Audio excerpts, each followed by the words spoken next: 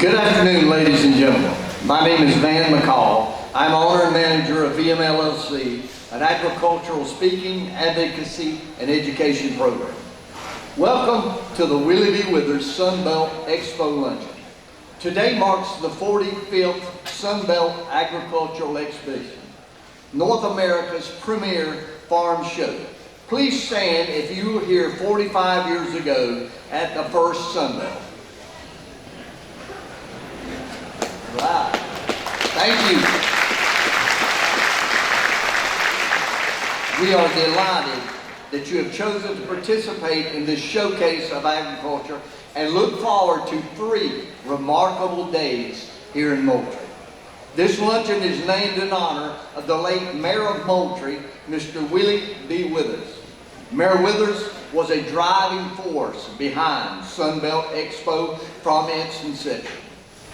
Today's luncheon is made possible by Georgia Power, Harper Family Holdings, Massey Ferguson, the Alabama Farmers Federation, the Farm Bureaus of Arkansas, Florida, Georgia, Kentucky, Mississippi, North Carolina, South Carolina, Tennessee, and Virginia, the Moultrie and Colquitt County, Georgia, the Moultrie and Colquitt County Chamber of Commerce, and Sunbelt Agricultural Exhibition. I know that you will join me in thanking these groups for their sponsorship.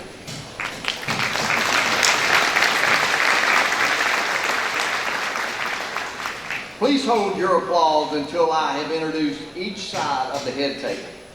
Starting at my far left, Chip Blaylock, Executive Director, Sunbelt Expo. Georgia Commissioner of Agriculture, Tyler Harper. Georgia Governor, the Honorable Brian Kemp.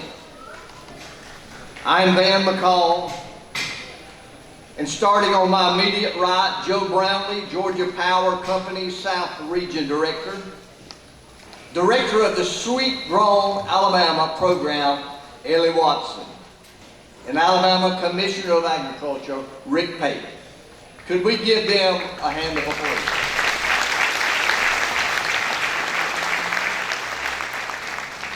Ladies and gentlemen, the Executive Board of the Sunbelt Agricultural Exhibition is sitting in the audience, and they are Mr. Cecil Barber, Moultrie City Council, Moultrie, Georgia. Mr. Chip Blaylock, Director, Sunbelt Exposition, Moultrie, Georgia. Mr. Ricky Brown, President, Owner of Brown Manufacturing, Ozark, Alabama. Jimmy Carlisle, Sunbelt Agricultural Exhibition, Board Member Emeritus, Montgomery, Alabama. Mr. Ron Carroll, CPC Consultant, Ponte Vedra Beach, Florida. Jason King, Southeast Sales Manager, Prefect, Summerville, Georgia. Ms. Carla Hornaday, Director, Alabama Farmers Federation, Montgomery, Alabama. Jared Lanier, Director of Field Services, Florida Farm Bureau, Gainesville, Georgia. Florida. It's always good to have Chip up here. Jared Lanier, Director of Field Services, Florida Farm Bureau, Gainesville, Georgia, Florida. I got the Florida-Georgia game on my mind. Georgia, Florida. Dr. Tim Marshall, Marshall Cattle Consulting, St. Augustine Beach, Florida. Ms. Donna Stewart, co-owner, Hayes LTI, Camilla, Georgia. Mr. Clay Talton, Director of Field Services, Georgia Farm Bureau, Macon, Georgia. Dr. Mike Tays, Assistant Dean, College of Agriculture and Environmental Sciences, University of Georgia, Tipton Campus. Please give the Executive Board of Sunbelt Agricultural Exhibition a round of applause.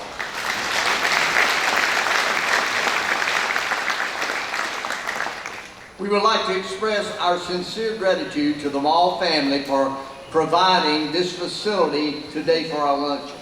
The Georgia pork producer for providing the smoked pork loin. Thanks to Sanderson's Farms for providing the chicken. We would also like to thank Moultrie-Colquitt County Chamber of Commerce for the plants and decorations. And thanks to the Colquitt County High School Marine Junior ROTC group, the Colquitt County High School FBLA students, and the Bird family for their help in today's luncheon. We have several special guests with us today that we would like to introduce. Please hold your applause until everyone has been introduced. First, would all state constitutional officers and legislators and aides please stand as a group.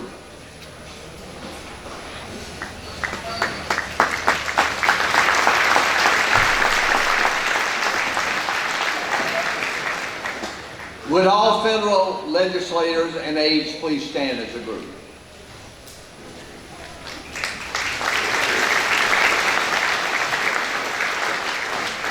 We have several commissioners of agriculture in attendance today. Would all of our ag commissioners please stand?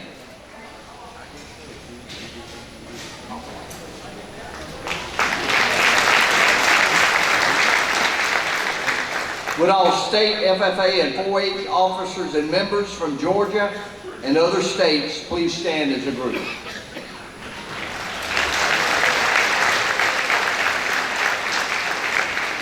Would all universities and colleges, leaders and staff please stand?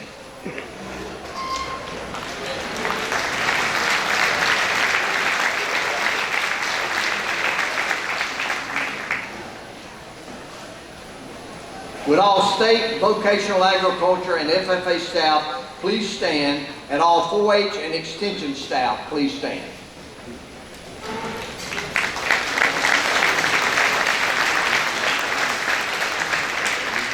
Would all of our local leaders that is present with us please stand?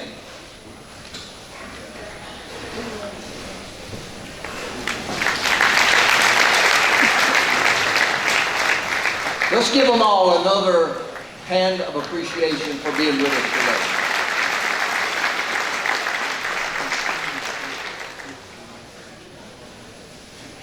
We do have a lot of spaces to sit. If you would just kind of look around and see if you're sitting somewhere and there's some open seats by you, just raise your hand so that they can see. We have a special group with us today. Please welcome our friends from Hungary and their delegation.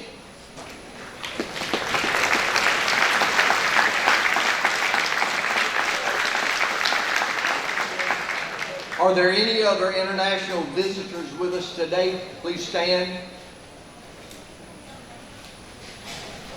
Thank you. Please now welcome with me Mayor Bill McIntosh as he comes to the podium to bring greetings from the city of Moultrie.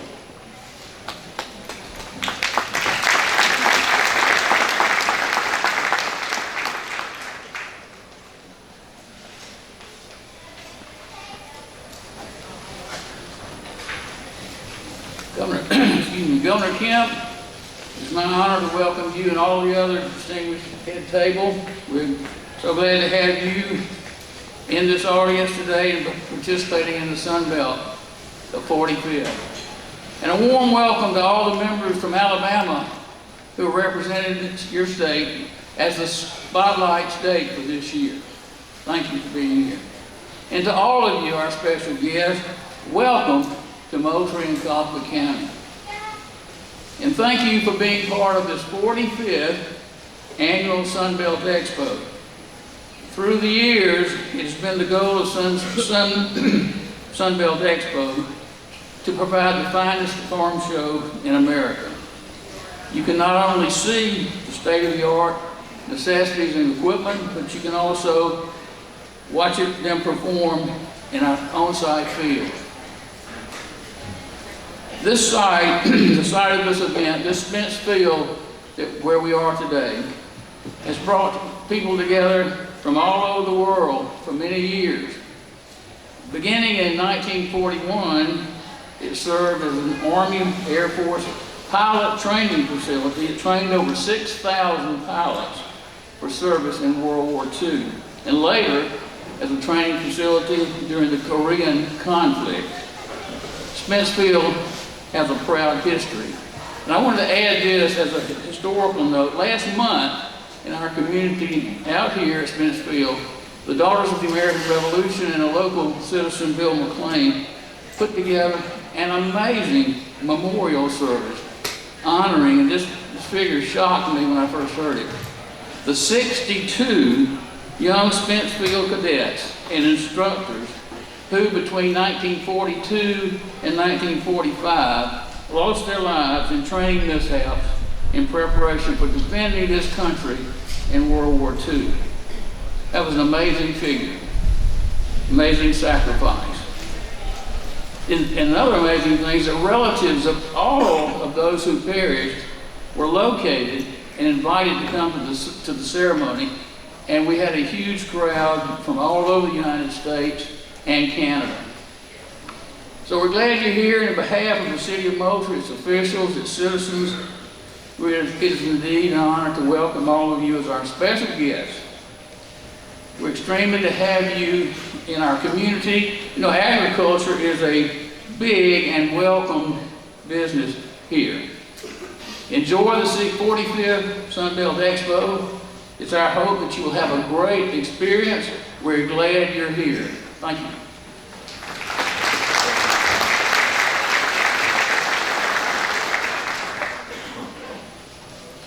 Thank you, Mayor McIntosh. Please now welcome with me Joe Brownlee, Georgia Power South Region Director, Valdosta, as he comes to the podium. Good afternoon. As I said, I'm Joe Brownlee. I actually work in regulatory affairs now with Georgia Power, but for the past 4.5 years I've been the region director here in the southern part of the state. But Georgia Power is honored to sponsor the Farmer of the Year luncheon again this year and get to be a part of the public acknowledgement and show of our appreciation for our farmers and our ag community and our #1 industry, and we don't forget that. And we know what you do for our state and our country every day. And I'd like to take a minute and point out that Georgia Power and the ag community or your local farmer have always seemed to have a lot in common. Farmers face more mouths to feed every day, and it seems like we face more customers to serve every day, and that might be part of this guy's fault right here. But Georgia is growing, the economy is growing very strong, and we will need to provide more clean, reliable, affordable power in the future.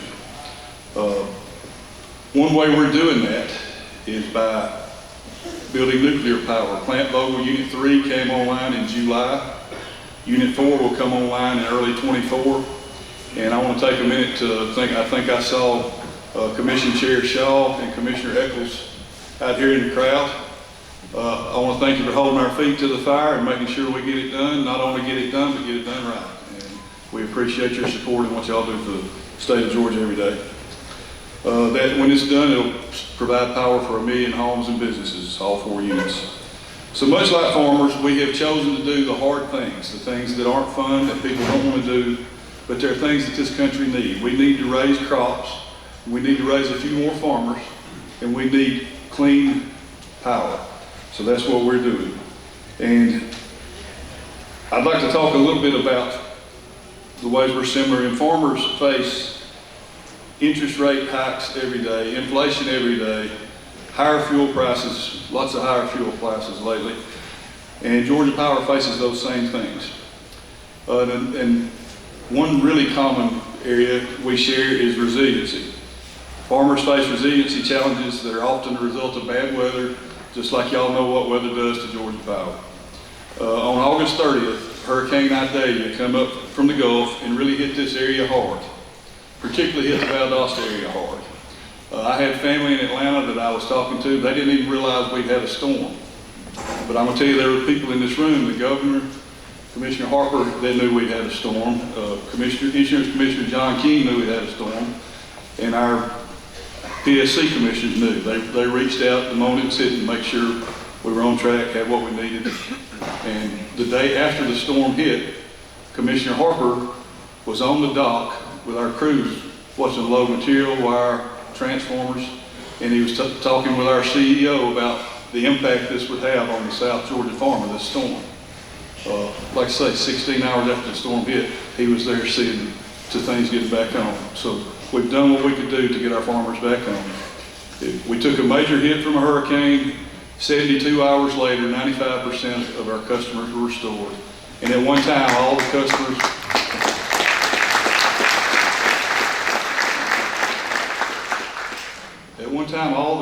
in the Valdosta area were in the dark.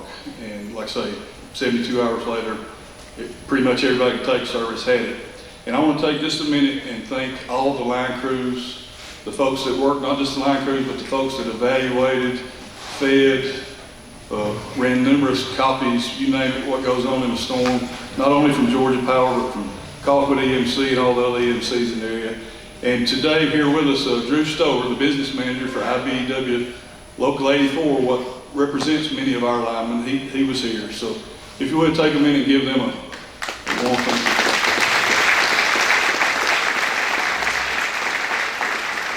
you. So we appreciate you recognizing we did what we could do to get your lights back on. But again, I just want to say Georgia Power is proud to sponsor today. And if you were here last year, you may remember that I told you that back in the early 1900s, when electricity was first getting to the rural areas and the rural farms, particularly in the South, one of the power company executives said there are three great callings. The greatest is preaching the gospel, the second is farming the land, and the third is working for the power company. So I appreciate you being here today, and glad we were able to participate.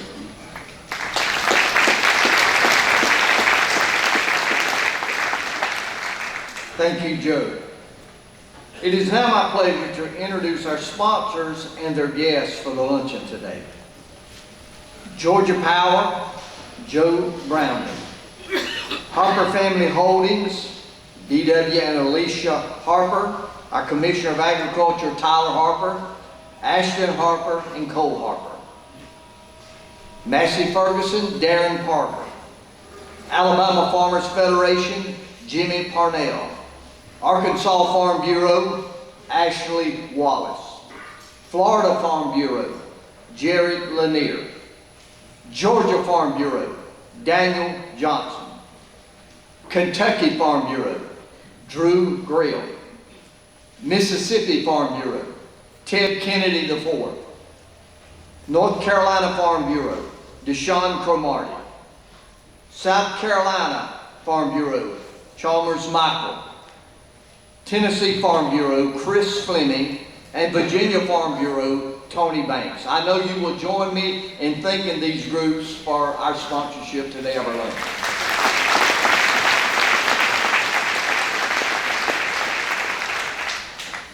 Our spotlight state this year is Alabama. Our next speaker is Alabama Ag Commissioner Rick Payton. Commissioner Payton is going to introduce our spotlight state speaker. Please welcome Commissioner Payton.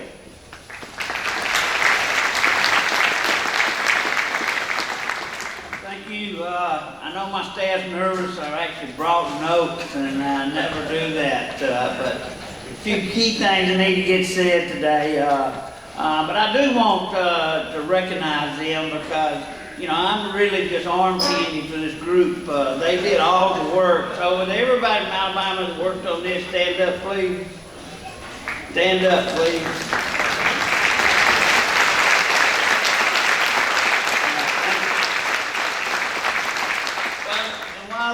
And everybody in Alabama, we've got a big contingent. I know a bus has brought all of y'all stand up too. I see several of y'all past winners, and we appreciate y'all.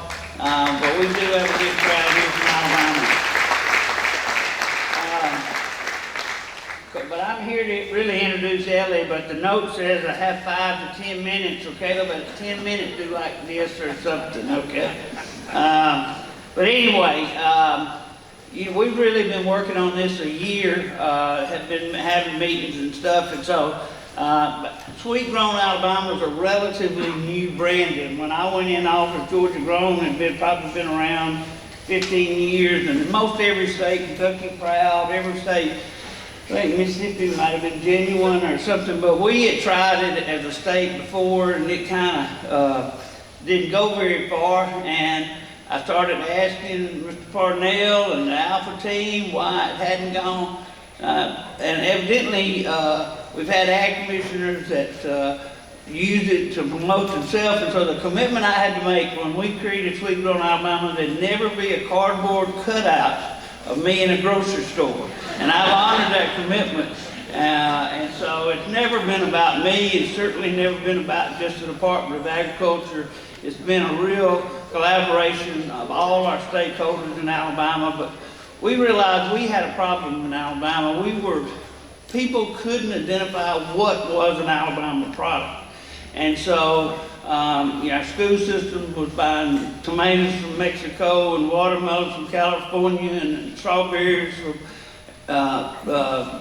different states. We always let Georgia send a little bit over, but we wanted to cap it though. But anyway, so I actually would meet with Gary Black and his team at Georgia Grown one time, and he said the shortest meeting that probably ever took place was for y'all to meet in a room and say, what are we going to call it? And I said, no, we actually struggled with that. It didn't just jump out. The first vote was Sweet Grown Alabama, but it has been a great thing. Alabama, in 2019, went through our 200-year centennial, and the governor was using Sweet Home Alabama as a theme at that time, and so we just decided to sort of play off of that, obviously. We have a board, we set it up, I don't know even how it is in other states, we set it up separately. It's not Department of Ag, it's not a Farmers Federation, it's its own 501c6 housed in our building and supported by all of us. But I serve on the board, Jimmy Parnell, and then a guy, Horace Horn, with Power South External Affairs. The three of us serve on the board of it. I'm here to, I tell this, and I've told my staff recently, I've done two really good things in the 5 years I've been commissioner by accident. I've done some other good things on purpose, but two good things by accident. One is we set up Sweet Grown Alabama that first year right before COVID hit. Because what came out of COVID was people realized that food security is national security, and we had all those supply side issues. And so it made sense to people if you could buy local. We didn't care if there weren't enough truck drivers to drive from California to Alabama. If you just buy it a county over, we can drive it that far. So that was a brilliant thing. And the second thing I did, sort of by accident, it's been brilliant, is the people I've hired to work for the Department of Ag. I don't think I've made a bad hire yet. And I've got 3.5 more years, Tyler, so I can still screw it up. But she's the embodiment of both of those things. She was a wonderful hire, Ellie, and then the standing up for Sweet Grown Alabama with our partners. But I told Ellie, Ellie probably doesn't get enough out as much as I would. I told her, I said, Ellie, you be Sweet Grown. You be the face. I want to hear you walk through a building one time and me be in the background, and somebody says, hey, there's Sweet Grown Alabama lady right there walking by you. And so I have to prod her, but we're still working on that a little bit. But I do want to thank everybody for being here. To show you how much help I need, Ellie gently a minute ago looked over at me and said, Commissioner, get your can of gold off the table. And so I immediately did. And so she said, we don't want to just fill every stereotype people already have about Alabama. So anyway, I immediately did that. And it's in my pocket. But anyway, I do want to say this. I know Hugh's here, Hugh Weathers from South Carolina. What, you been commissioner for 30, 40 years? And you got right here, Tyler, been commissioner, what, 3 months? But all my Alabama people think it's so funny coming to me and said, man, I've met that Tyler Harper. He's the best guy. He's a wonderful commissioner. And I said, yeah, just like at Auburn, everybody loves a freshman second team quarterback, and that's what you get in there. But anyway, Tyler. Oh yeah, that's true. All right. I love Tyler Harbor. He's one of my favorites. But anyway, Ellie, I hope I've introduced Sweet Grown. I'm so proud. I think anybody in Alabama City we're proud of it. We think we've protected the brand, and it's been a good representation of all of us. So, Ellie is my friend.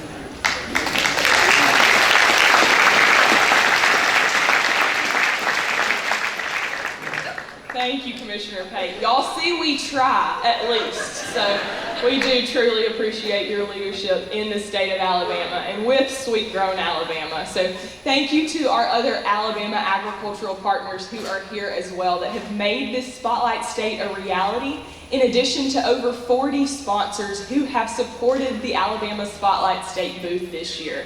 Thank you all so much. And it is my privilege to get to invite you all to join us to see the fruits of that hard work on a road trip through Sweet Grown Alabama right here in South Georgia. At the Spotlight State Barn, you'll take a proverbial road trip through the state where you'll learn facts about Alabama agriculture.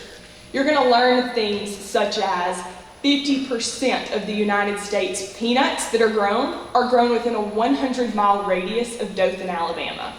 You're going to learn that chickens rule the roost in Alabama, with over 22 million broiler chickens being processed in our state every week.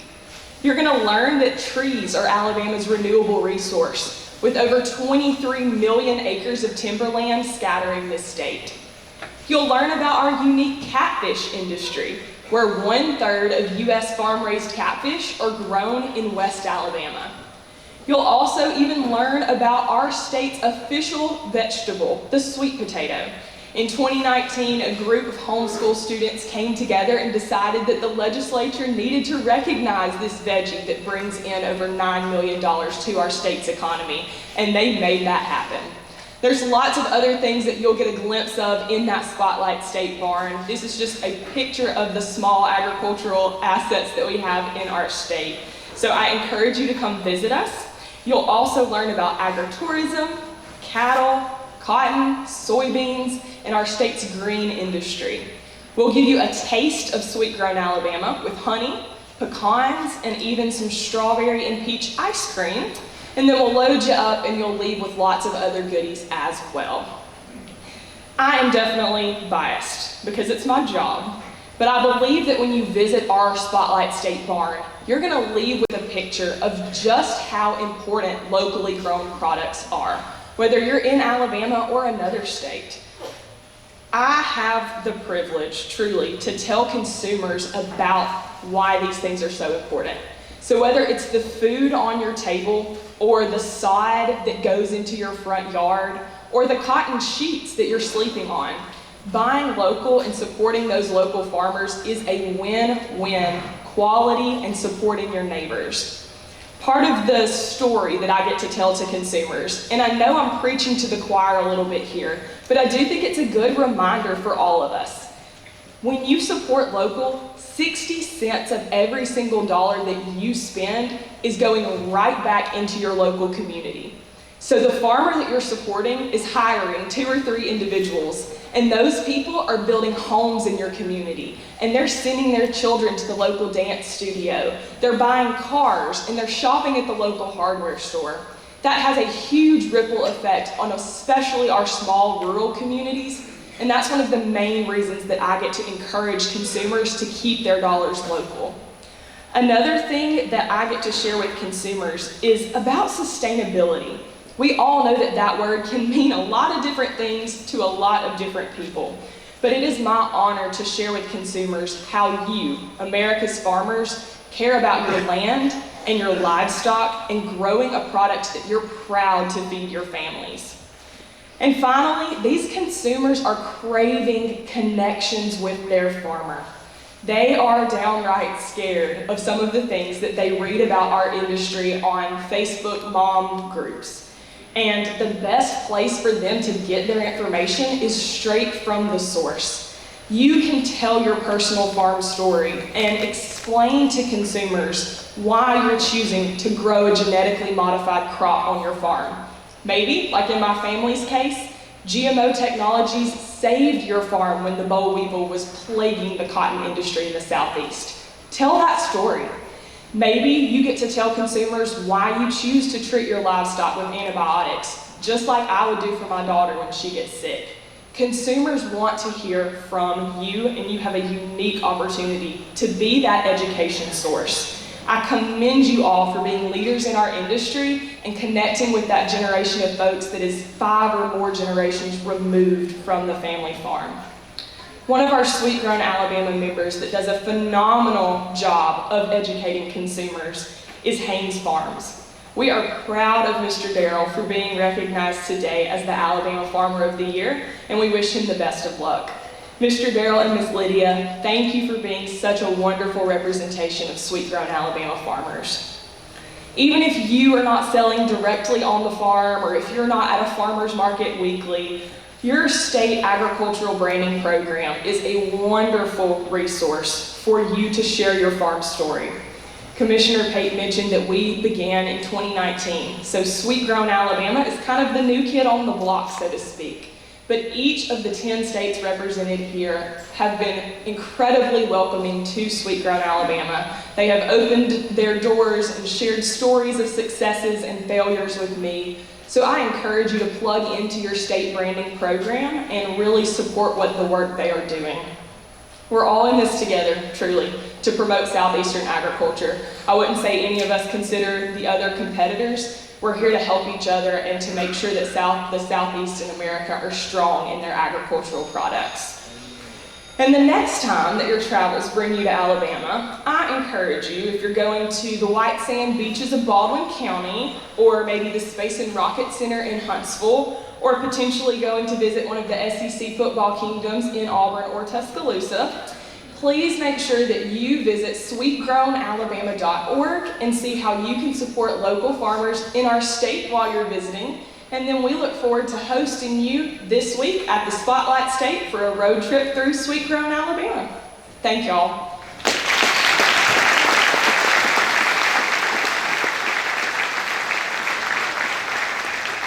Thank you, Commissioner Pate and Director Watson. We appreciate the opportunity to recognize Arkansas as the 2003 Spotlight State, Alabama.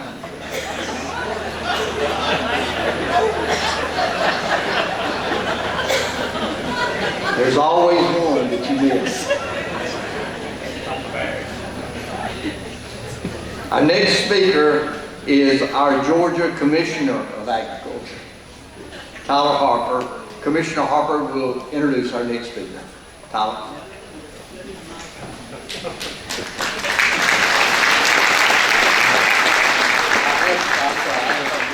You didn't get that right, man. I am from Georgia. We're good. Well, good afternoon. It's good to be here. Good to be with all of y'all. Good to be with a lot of friends and colleagues from around not only the state of Georgia, but around the southeastern U.S. and from agriculture from all over. I know he's already been recognized, but good to see our good friend Hugh Weathers from South Carolina. Hugh, glad to have you back in the great state of Georgia. I know Rick's already spoke, but Commissioner Pate, it's good to see you. I understand what you mean by having staff that makes you look good. Ellie did quite a good job of making you look good today after your speech. And since you called me a second string quarterback, Phil Robertson was a second string quarterback to Terry Bradshaw at Louisiana Tech. And I think Phil did pretty good for himself, so I hope that as a second string quarterback I'll have some pretty good success. I'm glad to know also that Georgia Grown set the standard for Alabama. I'm glad to know, we know you're an hour behind us.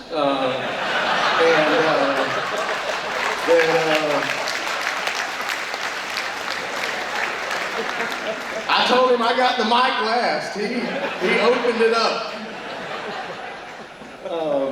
But I really am looking forward to you following in behind closely this afternoon as we milk some cows too. So, in a good friendly cow milking competition. But Commissioner Pate, it's good to have you here. It's awesome to highlight your state of Alabama, and I appreciate our friendships as well.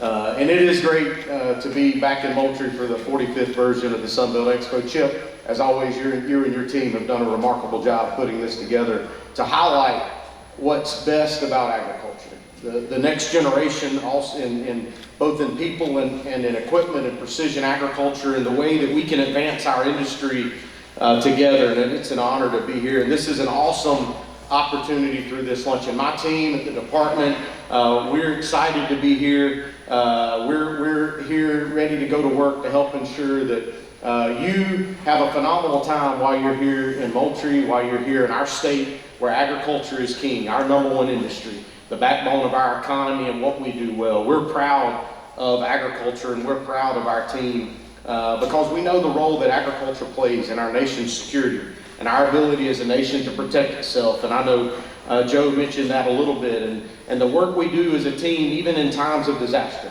and coming together. Joe, so thank you to your teams at Georgia Power, and I know our friends at WGEA-TV worked hard during the hurricane to get our farmers back online. But the work we do every single day to ensure that agriculture is successful in producing the food, the fiber, and the shelter that we all rely on as a nation, and it's vital that we do that right here at home. I started coming to the Expo as a young boy, and to go from that to where I am today as the 17th Commissioner of Agriculture is remarkable for me. It is humbling, and it's an honor to serve in this capacity. I'm about 9 months in, and I can't tell you how excited I am to serve in this capacity. And today we get to recognize the Farmer of the Year. And I spent some time traveling around the Southeast with the judges on that farm tour, and I can tell you the farmers that you're going to meet here in just a little bit represent the best of the American farmer. They represent the best right here in the Southeast. I would put them up against any farmer across the country because they represent the resiliency and the steadfast faith that we have in this community, and the role that farm values have played in their life every single day. It is evident. I'm really looking forward to getting to know who the Farmer of the Year is going to be here in just a little bit. But it's an honor to serve as the commissioner, and I'm glad to be here. And it's my job to introduce a man that really doesn't need much introduction. An individual that's no stranger to this part of the state, a person that has been a steadfast supporter of rural Georgia. As many of you know, rural Georgia and rural America, what drives our economies, is what makes us successful as states. Our governor understands that. He understands the role that agriculture plays in allowing our rural economies to be successful. The role that, the importance of advancing agricultural economic development. We did that with the announcement just last week with the Walmart and the dairy operation that's coming to the Valdosta area just down the road, a $350 million investment right here in South Georgia. Governor Kip and his team worked with ours, and we were able to make that happen. Those are remarkable things that he understands. He's the 83rd governor of the great state of Georgia. He's had an ag focus from day one. He's a friend of mine and has been a friend for a long time. And just about 2 weeks ago, I stood by his side as he announced that Georgia was, for the 10th year in a row, had been named the #1 place for business. But at that announcement, and I appreciate him doing that, he recognized the fact that agriculture is our #1 economy. That's our #1 driver. It's our #1 business in the state of Georgia. And without agriculture success, our state can't be successful. And that's the type of governor that we have.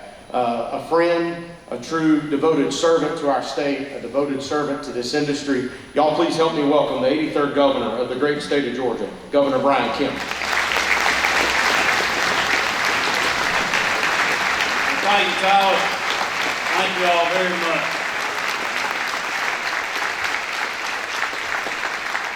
You failed to mention I was in charge of the weather today. Yeah, that's right. On behalf of First Lady Marty Kemp, who was supposed to come with me today, we got a little bit under the weather. She just wanted me to send her best regards to you all. I know a lot of you have asked me about her this morning. I appreciate that. I also just want to thank Chip and all the folks here at the Expo, the staff, volunteers, and everybody that just puts their heart and soul into this great event. Just want to thank you guys for what you're doing. You know, Tyler mentioned that I'm a friend of agriculture. I've also been a small business owner for over 35 years now, with some of it in agriculture and farming. We're proud parents of 3 girls who participated in 4-H, and we've certainly always appreciated this event and the ability for us to celebrate Georgia's #1 industry. I especially want to thank Commissioner Harper for all he's done for our farming families as agriculture commissioner. Even though he's only been there a short time, he's done that for a lot of years as a former legislator as well. And I just appreciate the work that he and the First Lady have done to keep Georgia's livestock and pet animals safe.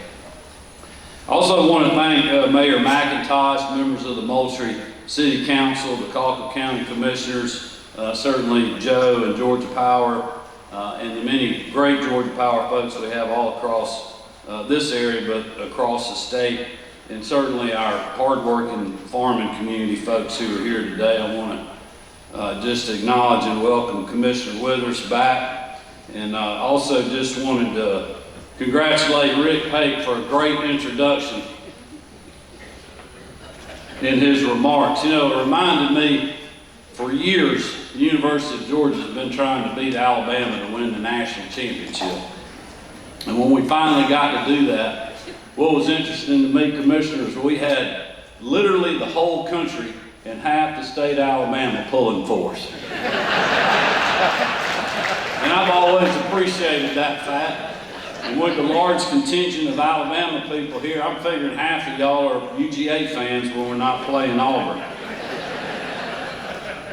But I also appreciate Van and the great job he does for us, and having Ellie today certainly makes the great state of Alabama look good. Ellie, we appreciate what you're doing. I want to thank the farm bureaus that are here from all of the states. I know we got several of our presidents of higher learning here. I saw President Moorhead, President Brundage from ABAT, President Moorhead from UGA, Dean Place, and I know there's probably a lot of other university folks from other great institutions in the Southeast. I know we saw the buildings as we were driving around. Just want to welcome you all and thank you for what you're doing to help support such a huge industry in the Southeast. I want to thank just the great folks that are partners of mine and of Commissioner Harper's, our fellow constitutional officers. Our Labor Commissioner Bruce Thompson's here, our Insurance Commissioner John King, our Attorney General Chris Carr. I know Joe mentioned that our Public Service Commission Chairman Jason Shaw is here, as well as Commissioner Tim Eccles, and also a lot of members of the General Assembly that support agriculture and agribusiness. I know I bumped into Representative John Corbett. Tyler told me Cardin Summers walked in while we were up here. Senator Frank Ginn, I think, is here. I saw some of the local folks, Representative Chas Cannon and Representative Joe Campbell. And I know Sam and Emily Watson are here. Sam is our state senator. His dad passed away just a couple of days ago, and we certainly have the Watson family in our thoughts and prayers. Georgia is certainly proud to host this event every year, welcoming farmers and agriculture leaders from across the Southeast who keep this industry strong. And I want to just thank and congratulate all the State Farmers of the Year winners, as well as their families that I know they could not do without them for your victories this year, and just a great job you've done, including Bart Davis and his family from the state of Georgia. You all make us proud. You know, I asked my staff to put in my remarks today a little bit about the Southeast, and Tyler was talking some about this, but it's pretty incredible to think about what is going on in the Southeast, in this region, when you think about the tremendous economic growth in recent years. And I continue to tell people all over the country, in case they missed it a couple of weeks ago, that GDP growth in the South is now outpacing the Northeast, which is really incredible when you think about it. So when you think about the economies of Georgia, Alabama, Florida, Texas, North and South Carolina, and Tennessee contributing more to the national GDP than the entire Northeast is incredible. Companies from across the nation and globe continue to recognize the advantages of doing business in the South, and certainly the Southeast, and that is helping us compete on a never-before-seen scale for transformational jobs and investments. Tyler mentioned 2 weeks ago, we were named by Area Development Magazine the #1 state for business for the 10th year in a row. I know the other states in the Southeast have many acknowledgments just like that. But this is in no small part to what farming and agribusiness does for our state. In Georgia alone, farmers contribute over $73.2 billion to the state's economy and more than 340,000 jobs. But even in this state that feeds so many Americans and provides the goods families use on a daily basis, family farming continues to get smaller and smaller. Fortunately, because of that explosive growth and responsible governing, in Georgia we've taken action to help lessen the burden of sky-high prices and inflation on these essential workers. Last month, I signed an executive order suspending the state motor and diesel fuel tax. And we've renewed that suspension for another month as farmers continue to move their products to the markets as we speak. I'd also like to thank the members of the General Assembly for their support with this action. We currently have the lowest or some of the lowest fuel prices in the country, and we've consistently been 50 cents below the national average. We'll keep working to provide you and your families relief like this in our entire state. Generational opportunities. But that is why in the Southeast, we value job creators and industry leaders that are represented here today. The innovations you bring to the market help our farmers produce more and keep more of the benefits of their labor, while pouring into and preparing the next generation of farmers. I'm excited to see what is happening in rural parts of the Southeast. And that is certainly the case here in Georgia. Last fiscal year alone, we saw 38,400 new jobs announced in the private sector coming to our state on projects that we were involved in, amounting to over $24 billion in investment coming to communities all across the state. But the thing that makes me most proud about those jobs and that investment is that 82% of them, and over $20 billion of that investment, are going to communities outside the Atlanta area. Marty and I are thankful for the organizations and the people here today who are helping all our communities thrive, especially in rural Georgia. You know better than anyone else, farming means business. And in Georgia and the Southeast, business is booming. Thank you for all you're doing to keep our industry, the #1 industry, going strong, for being great partners. And again, congratulations to all the farmers of the year. Keep up the great work, be safe, and God bless. Thank you.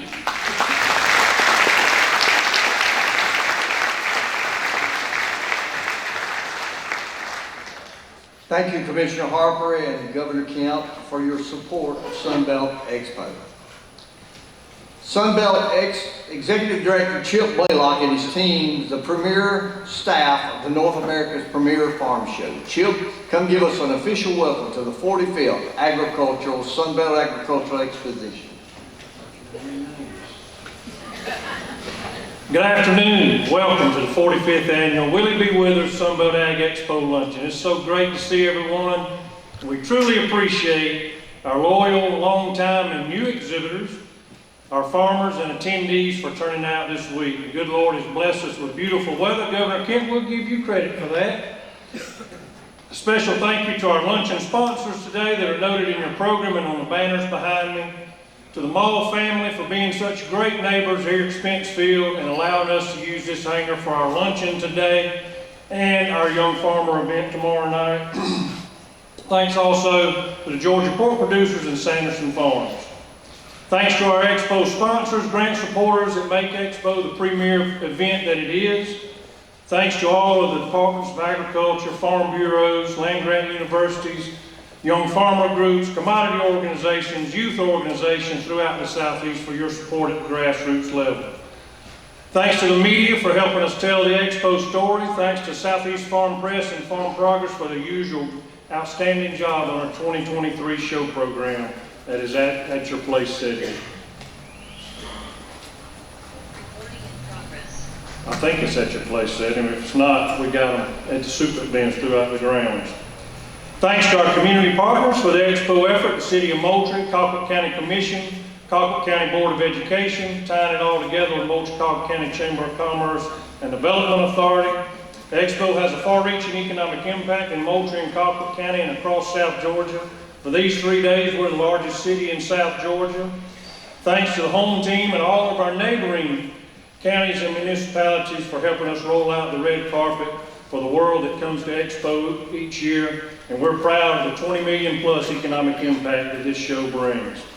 Welcome to our longtime partners, the Flint River Soil and Water Conservation District, Georgia Rural Center for Prosperity and Innovation, Moultrie-Colquitt County Development Authority, and CNS for your support and again making Wi-Fi available for the 18th year. That's hard to believe. We've had a Wi-Fi cloud over this place for 18 years, and we still provide it free of charge to our exhibitors and guests. Thank you to all of our state and federal legislators and administrators, constitutional officers in attendance. We appreciate your support, and we especially appreciate you all going to bat for the farmers in the state houses across the Southeast and in Washington, D.C. Thanks to my fellow Expo board members who are seated down here for your leadership and guidance. Special thanks to truly the most outstanding staff in the farm show business at Sunbelt Expo. We are blessed with a great team in the office, on the research farm, and throughout the Expo. As always, our team has risen to the occasion, and I'm so proud and thankful to them and their families who also sacrificed these last 2 weeks. While we're out here such long hours, we wouldn't have it any other way. But our families do put up with a lot this time of year. We appreciate all the families sharing the staff with us to get this done every year. We've added an antique tractor pull this year. It actually replaced the stock dog trials.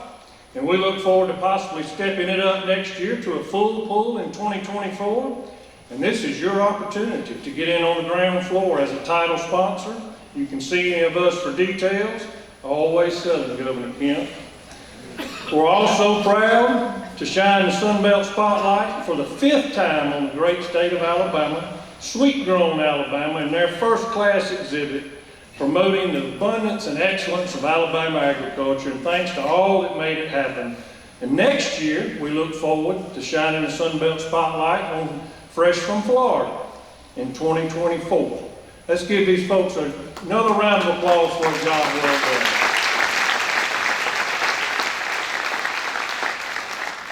Governor Kemp, if you'd join me at the podium, it's an honor for me to present. You don't get the medium one. And that one better make it home too. It's an honor for me to present you and First Lady Marty Kemp with these two 100% Sunbelt Ag Expo grown cotton t-shirts. This is a new project for us as we partner with Magnolia Loom, Zeke Chapman's group and his family to make this happen. We had 2022 cotton that we sent to the mills, got spun into these t-shirts, and we have these t-shirts for sale at the show this year in the Family Living Building and the T-shirt shack in front of the flight tower, and they'll also be online for about a week next week to purchase after the fact. So, Governor, it's an honor for me to present this 100% Georgia grown t-shirt.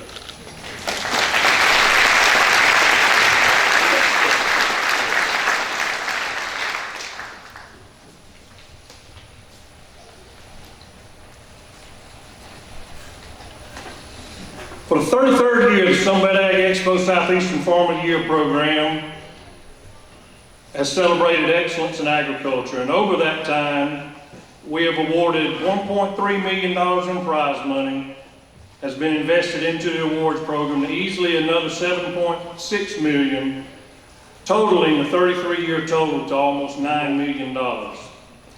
Things are a little different this year. We had a great 32-year ride with Swisher, and they decided to bow out last year.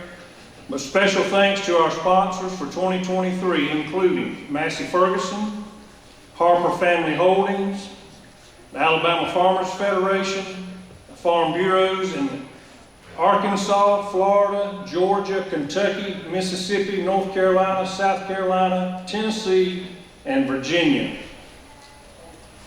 Folks, the ox was in the ditch last winter and spring, and these folks helped us pull the ox out of the ditch and get the wagon out that the wheel came off of. We got that put back on, and these folks really helped us save the program for this year. We're looking forward to a bright future in 2024 and beyond. Let's give them all a round of applause.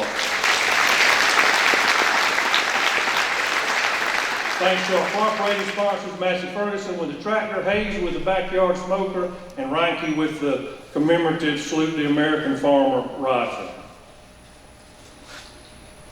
Thanks to the donors for the Friends of the Farmer of the Year who've given us seed money that has helped us bridge the gap and given us a nest egg should we ever face sponsor loss in the future. Let's give all our new sponsors and our 2023 Farmers of the Year and all the past winners that are in attendance another round of applause.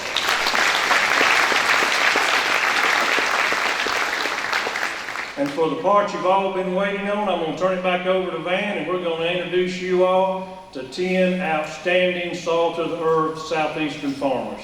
Thank you. Thank you, Chip. And I will say it's a privilege to work with Chip, put the script together, and so excited to get here to see it all come together. Before we meet this year's true American heroes, we would like to reintroduce to you several members of the Elite Hall of Honor, previous winners of the overall Farmer of the Year and the state winners. Would you please stand that we could recognize you at this time?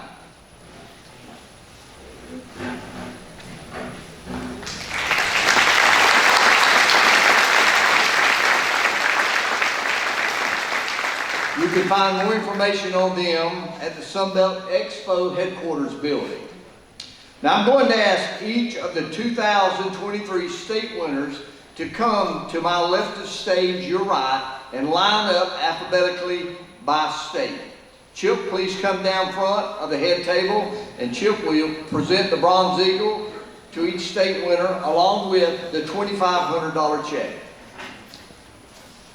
And now it is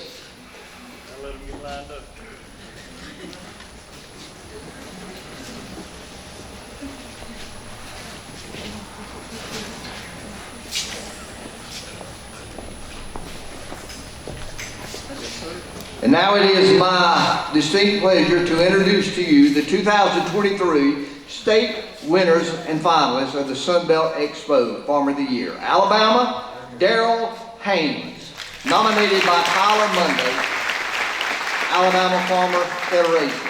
Darrell Haynes owns 2 Alabama Heritage Center farms, Haynes Farms LLC and Charlie Gorham Home Place, and partially owns a 3rd Heritage Century Farm, the Lovelady Place, which accounts for 307 years of farming. Haynes and his wife Lydia reside in Coleman, with their sons Ben and Bart work alongside them on the farming operation. Today, the Haynes family tends 4,000 acres of corn, wheat, soybeans, and forages, and they have a cow-calf operation where they run 650 brood cows. The Haynes family has recognized the importance of utilizing technology and working diligently on their soil conservation practices. He reminds his sons and grandchildren to learn something new every day and have fun doing it.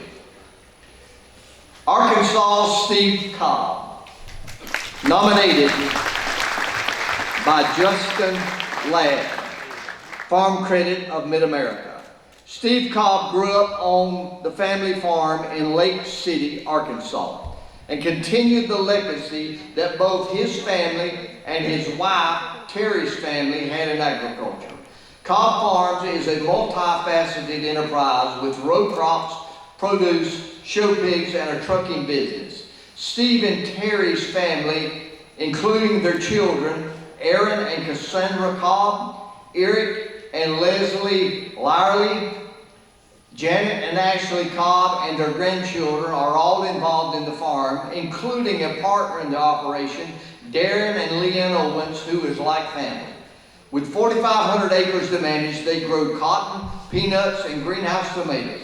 As well, raise 1,000 plus show pigs in a year and have been sold in 42 states across the USA.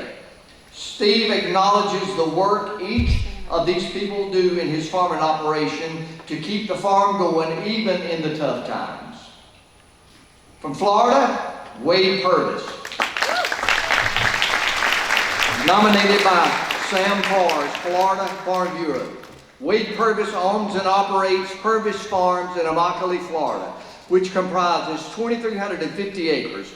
On those acres, the farm grows green limas, edamame beans, watermelons, and peas. Additionally, they are co-owners of Farmers Alliance and Alliance Packing, a crop marketing company and packaging company respectively. Purvis is adamant about promoting agriculture to the next generation and is committed to his family, faith, and farm. Wade and Karen live in Immokalee, Florida, with both of their children, Shayla and Kyle, are involved in the farm. In Georgia, Bart Davis, nominated by Jerry Kinchler, UGA Extension. Bart Davis and Pamela Davis from Doe Run, along with their 3 children, Trey, Jed Natalie, and Lakin Taylor, own and operate Davis Family Farms and Davis Cattle Farms. The row crop operation consists of 5,000 acres of cotton, peanuts, and corn, and the cattle operation runs 325 breeding age females, along with other business ventures. Davis Family Farms has taken the initiative to participate in a seed-to-shirt concept with the cotton generated in their farm and to promote retail-level cotton sales. Precision ag practices and integrated into their farming operation to protect the environment and improve sustainability on the farm and to optimize returns. Bart is currently the chairman of the Georgia Cotton Commission. From Kentucky, Gary Cecil, nominated by Scott Elliott, Kentucky Farm Bureau. Gary and Imelda Cecil own Cecil Farms Produce in Owensboro. As a family operation, all of the children, Ryan, Suzanne, and Katie, are involved in the farming operation from day-to-day management, business expansion, and bookkeeping. Watermelons, corn, soybeans, mixed vegetables, and greenhouse flowers are grown on the 2,414-acre Cecil Farms overseas. Cecil's spreadal service is an integral part of the operation, and Gary is known for his integrity and his leadership on and off the farm. Mississippi, Kendall Garraway, nominated by Kyle Lewis, Mississippi State University Extension. Kendall Garraway runs Gaddis Farms, which is a multifaceted agricultural operation based in Bolton. On the 35,000 acres within the whole entity, cotton, corn, soybeans, and timber are grown, and they have a large cow herd. Additionally, under Gaddis Farms name, there's also a feed and seed store and cotton gin. They have a diverse farming operation and have incorporated soil health and stabilization practices into their row crop operation. Kendall and his wife, Danielle, have 3 children, Kendall, Caroline, and John, and live in Jackson, where they serve the community in many roles. From North Carolina, Jerry White, nominated by Luke Bean, North Carolina Farm Bureau. With a long history in Vail, North Carolina, Jerry White is a 4th-generation farmer. Today, along with his wife Linda and sons Robert and David, are on the farm, and his daughter Suzanne helps with the books, continuing the legacy of the family farm. The farm is diversified between wheat, soybeans, corn, alfalfa hay, grass seed, and grass hay. A cow-calf operation that provides cattle to feed out and provide locally raised beef for consumers. As Vice President of the North Carolina Farm Bureau, White is very involved with advocating agriculture and farming in the legislative arena. From South Carolina, Brad O'Neill, nominated by Robert Ladd, Clemson University Extension. Brad O'Neill is owner of Kusal Farms located in Fairfax, South Carolina. At Kusal Farms, watermelons and blackberries are the main crops grown on 3,300 acres, with blackberries, corn, cotton, and sorghum added into rotation.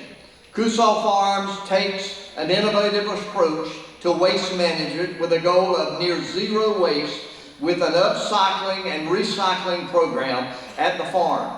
His wife, Christy, comes from a farming background as well, and they have 3 children, Tyler, Sanders, and Gibson.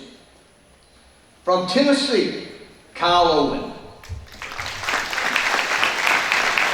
Nominated by Katie Martin, University of Tennessee Extension. Kyle Owen is a first-generation farmer who has always had a love for the land. Kyle Owen Farms is owned and operated as a family entity where his wife, Miranda, helps with the office management of the 6,340-acre operation. Tobacco, corn, soybeans, wheat, and watermelons are grown in Smith County, Tennessee. And the excavation business is an integral part of the operation.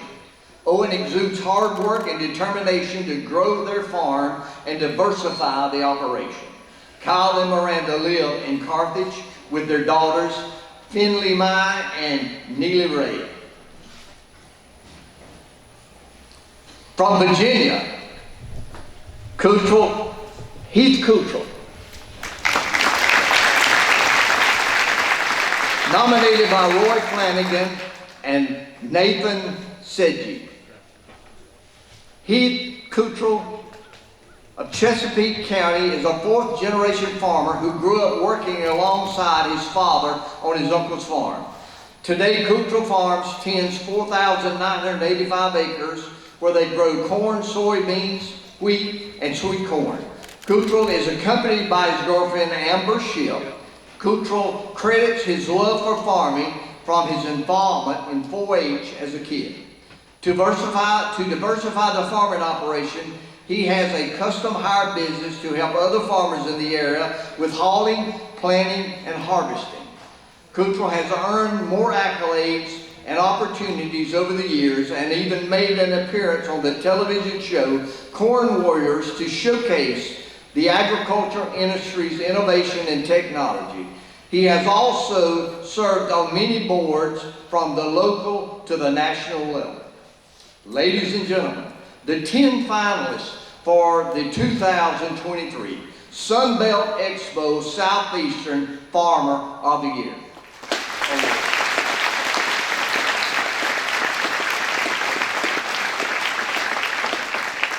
We want to recognize our judges for this year's award. Would each of you please stand as I call your name? Senior Judge David Wilde, Joe West, and Darren Parker. Thank you, gentlemen, for your hard work and commitment of your time in handling this judging assignment. Now would Senior Judge David Wilde for this year please bring forward the judge's decision to the podium.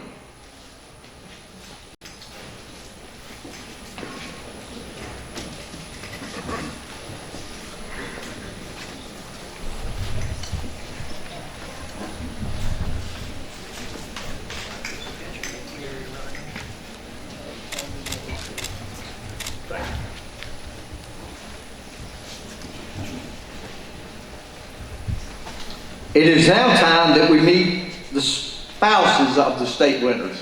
I always love that part. As I call out your name, please stand so that we may present you with roses. Presenting the roses will be Miss Sunbelt Rodeo Queen, Natalie Ross, and her court.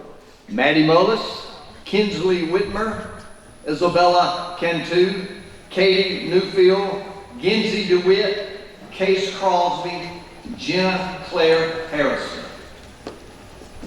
From Alabama, Lydia Haynes.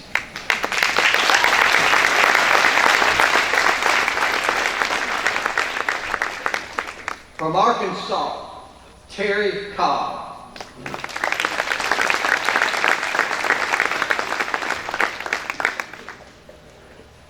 From Florida, Karen Purvis.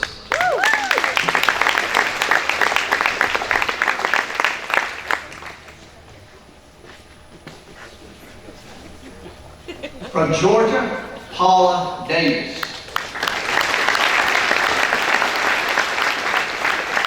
From Kentucky, Amelda Cecil.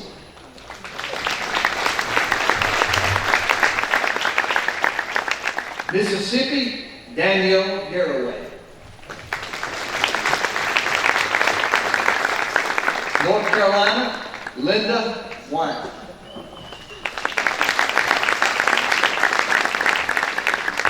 South Carolina, Christy O'Neill.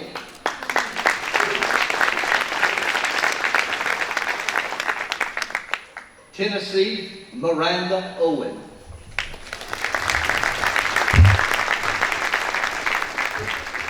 Virginia, Amber Schill. Each of our state winners will receive a $2,500 sponsorship and a vest from Sunbelt Expo.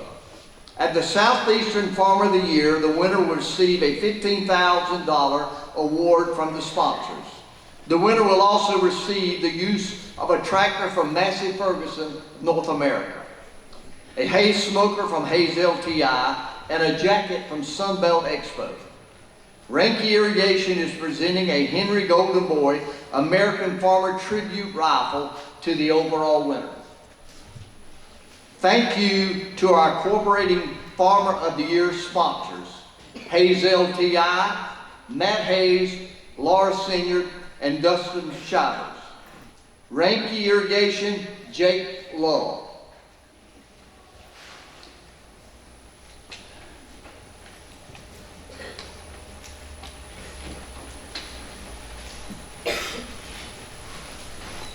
It is now time to announce the 2023 Sunbelt Expo Southeastern Farmer of the Year. And it is Steve Cobb. Cobb Family Farm from Arkansas.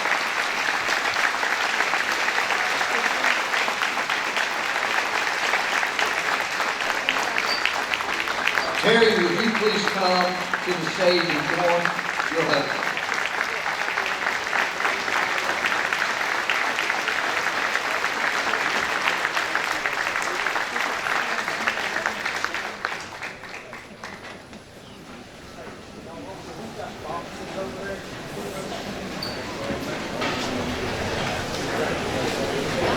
Steve and Terry, please move over and stand beside Chip.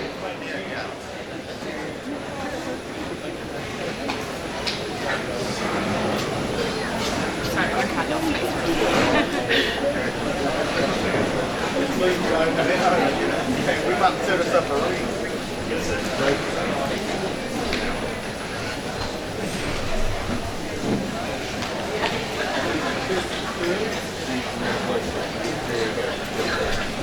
So I'm getting two shots. One for social media and then one for print. What's right here? That's good. That looks great. This is for social. Oh, sorry.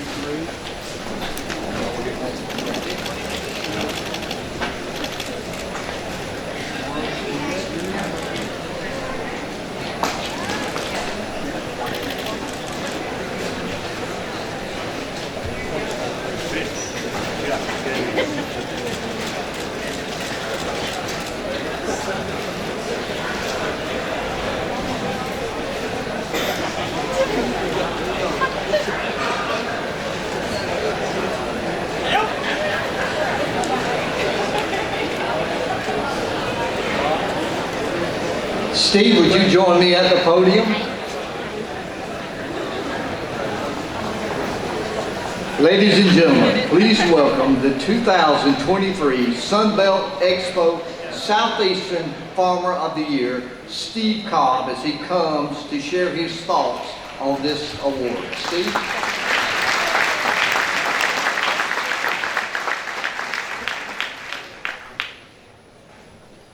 Well, indulge me. Let me breathe just a second. That's honestly overwhelming. It's all of us were warned over the last 2 or 3 days as we were doing this, have your speech ready. And I ignored it the first time I heard it. I ignored it the second time I heard it. last night when I got back to the room, I got a old-fashioned yellow legal pad, and I stared at it. And then I continued to stare at it. And then I made a few scribbles on it, because I had my glasses on, and I couldn't read it without them. And I didn't want to wear it. But I brought it along for security. And then I reached in my pocket to get it out. And I pulled out my meal tickets for the breakfast at the hotel. So here I am. I guess we will see. You know, I was speaking yesterday morning with Gary Cecil from Kentucky, and we were having a great visit, just one of those farmer sessions back and forth, talking about things on the farm. And when we had to kind of break up and got up to go, he said, good luck for tomorrow. And one of his entourage, his nominators, I think it was Matt, said, yes, we hope you come in second. Gary, I wish I'd come in second and you were up here doing this instead of me. But this is overwhelming. I'm speechless. I'm supposed to make a speech, but I'm speechless. This, especially when you put it in context of, standing here. I haven't given a lot of speeches on the same stage with the agriculture commissioners and the governor, and the importance. So, you think about, I was just thinking about, these important folks. And it made me, Mr. Saunders last night gave us a quote from the late President Ronald Reagan, and those of us who were around to remember President Reagan knows he was very fond of telling stories, and they were often very pointed. And for some reason, just sitting out there a few minutes ago thinking about the importance of the folks on this stage, it made me think about a story that President Reagan told. He liked to tell particularly stories about the Soviet Union, Russia, the kind of in the era of the Cold War. And he tells this story that the police force around Moscow got strict orders, comes down from the top, from the Kremlin, that we are going to enforce the traffic laws. No speeding. You stop the people. You give them a citation. We're going to stop the speeding. So these young officers are geared to go, and lo and behold, one morning things are all hectic and running, and Chairman Gorbachev was on his way into work, and he told his driver, you'll never get us there the way I've got to get. You get back here, I'm driving today. So bam, 80 plus miles an hour down the road he goes, and lo and behold, there's the police behind him. So they're paired up, the one officer gets out, goes up, buzzes down the window, speaks to Mr. Gorbachev for a minute, goes back to his vehicle, and his partner said, "Did you write him a citation?" He said, "No. He's really, really important." And he said, "Well, who is it?" And he said, "I have no idea. but Chairman Gorbachev is his driver. And so, you know, just being up here with these important folks, we know there's a lot of things I could talk. I mean, I can talk farming, and I can talk agriculture, and the love I have for this industry, you know, forever with you. But I kind of like to do it sitting on the tailgate of the pickup, or out at the pig pens. Those of you who know with that passion, you remember, guys, I carry that stick around with me, and I don't have it today, so I'm a little bit just that's my crutch, that's my security blanket. But what I have been thinking about is in Arkansas. This starts at the county level, and it's the County Farm Family of the Year. Now, I let my guard down is how I got in this mess in the first place. That's why I'm happy to stand here and talk to you. And, I have 3 children. The 2 oldest ones are boys. My youngest one, my baby girl, she has a little hold on Dad. Dad's not very good at saying no to her. Pretty good at saying no to about everybody else, but for some reason, I don't do real well when Leslie urges me to do something. And she comes one morning, Dad, we need to talk. I said, this sounds serious. She says, no, it is serious. We need to talk. They want our family to be County Farm Family of the Year.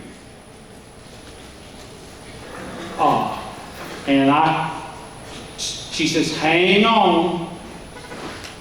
None of us knew it, but we found out that you've turned this down more than once without even telling us. Now my daughter, she can work on my heartstrings. Are you ashamed of our family, Dad? No, sweetie, not hardly. Not hardly. I am so proud of that family. They should be up here with me. Just circumstances as they are, time of the year. They are why I am standing up here, why I'm talking to you. When we talk about this as farm, family, it's the family part that makes the difference. It's the family part that's why I'm standing here right now. And looking at the other state winners and watching their profiles, it's the same way for everyone.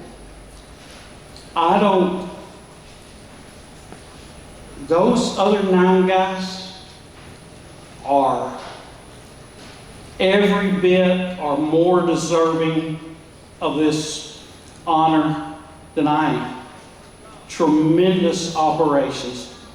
There is no separation. Just like in my county, the county I live in, my neighborhood, I am surrounded by elite farmers and great farm families. And so the separation on being a winner, I guess I just get to represent, but I hope I can represent, and I know I'm representing some great families. The other winners that were standing up here, their operations are so impressive. And We had a little roundtable discussion yesterday, and we got to talk about issues, labor, environment, marketing, all of those issues that we face in agriculture, the battles that we have to go through. But I got to thinking, you know, we are involved in a battle that is much larger and much greater than any of those problems. And that is the survival of our culture and our way of life. The way of life that you represent, which is an incredible way of life. And it is worth fighting for. And it is worth voting for. And it is worth being active for. Because it's ours to protect. And we need to protect it. And we need our farms and our families to exist, and we need to help lead this country in a positive direction. How about these young people?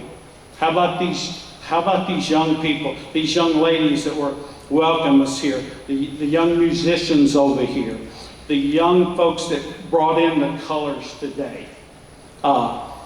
That is a culture and a heritage that we need to fight for. We need to stand up for that flag. We need to salute that flag. We need to be incredibly proud of this way of life of ours, and be willing to fight for it and defend it.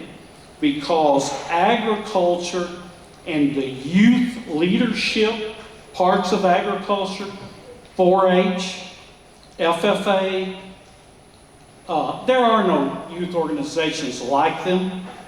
There just simply aren't. They're just the greatest youth organizations, and they're spawned from our industry. And those organizations produce young men like Tyler Harper. And you don't do that in very many other industries. Young men like that who are out front leading the way, not just in our industry, but in leading the way for this state and for this country, and incredible, just incredible skill and incredible leadership. And he built that. Yeah, mom and dad, they did all right. They did well. They taught him a few things. But he will freely admit to you that this industry, being part of this family group, this community where we look after ourselves, but we look after each other.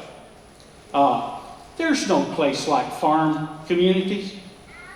It doesn't exist. I talk about my family, and sure, you come around the farm, I'll talk pigs breeding with you. I'll talk cotton production. I'll talk peanut production, corn production. We'll do all of those things, but the important part is the family. And Terry and I, and around home, I'm known as, someone asked me a few weeks ago, does everybody call you Mr. Steve? And I said, yeah, pretty much. And they said, that's kind of, I said, yeah, I can tell you the reason. I'm married to Miss Terry. Miss Terry taught second grade for 28 years. She's Miss Terry to everyone in the school system, in the community because of you know, those second grade kids for all of those years. But we, you know, when you live in a community and you have family crisis, you have children get sick, you have grandchildren get sick, you know, we all face things in life. We have 8 grandchildren that we love unbelievably, just like you love yours, just the same way. You know, we've had a cancer battle in that group. We have autism in that group of 8. We have our youngest 4-year-old started his first day of preschool yesterday. He's a special needs child.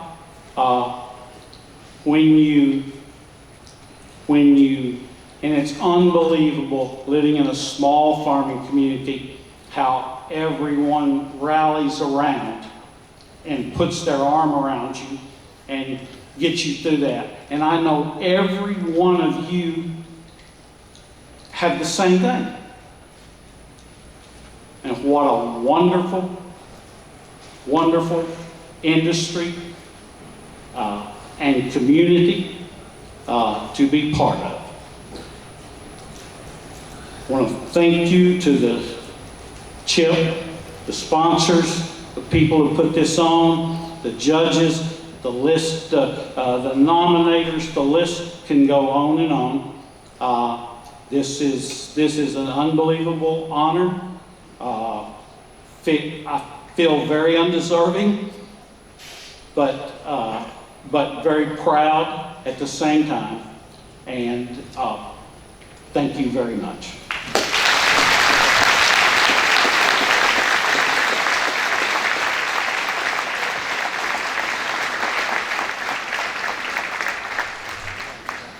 Thank you, Steve, and congratulations to you and all of our state winners. Thank you all for attending Sunbelt Expo this year. We are adjourned.